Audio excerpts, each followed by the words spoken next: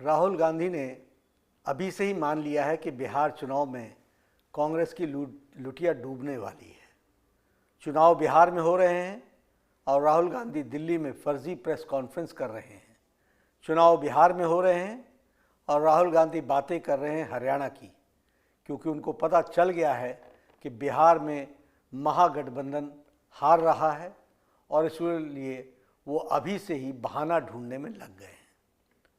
पहले वे हार का ठिकरा ईवीएम पर फोड़ते थे, लेकिन जब वे अपने फर्जी दावे को सिद्ध नहीं कर पाए और ईवीएम को सुप्रीम कोर्ट से क्लीन चिट मिल गई, अब वे एसआईआर के सवाल को उठाने लगे हैं। राहुल गांधी को पता होना चाहिए कि चुनाव जीतने के लिए जमीन पर मेहनत करनी पड़ती है, जनता के दिलों में अपनी जगह बनानी पड़ती है, जनता के दिलों तक पहुंचना पड़ता है। सिर्फ फोटो खिंचवाने से और ड्रामा कर लेने से चुनाव नहीं जीते जाते। राहुल गांधी घुसपैठियों को बचाना चाहते हैं, इसलिए चुनाव से ठीक पहले ये इस तरह की फर्जी दावे करते रहे।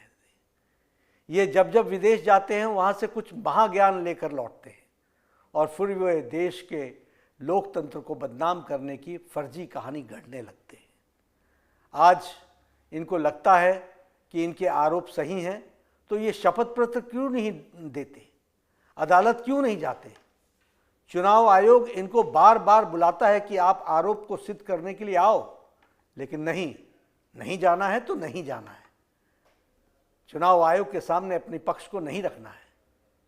इनका एकमात्र मकसद है देश को बदनाम करना, युवाओं को भड़काना और देश में अराजकता का वातावरण पैदा करना, अराजकता फैलाना। लेकिन देश के युवा सच्चाई को जानते हैं। वे यशस्वी प्रधानमंत्री श्री नरेंद्र मोदी जी के साथ हैं, वे देश के विकास के साथ हैं, वो देश की प्रगति के साथ हैं।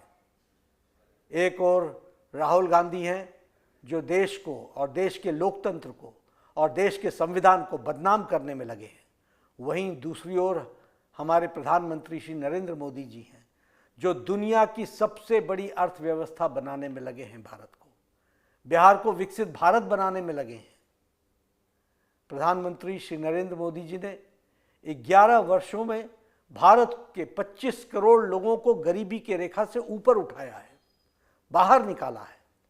यूपीए सरकार में भारत की दुनिया की अर्थव्यवस्था में 11वें नंबर पर थी।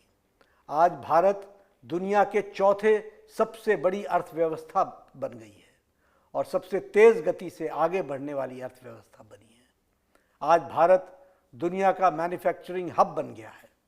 इंफ्रास्ट्रक्चर, स्पेस, इंजीनियरिंग, डिफेंस, हर क्षेत्र में भारत प्रधानमंत्री श्री नरेंद्र मोदी जी के नेतृत्व में सफलता के साथ परचम लहरा रहा है और यही राहुल गांधी को हजम नहीं हो रहा है।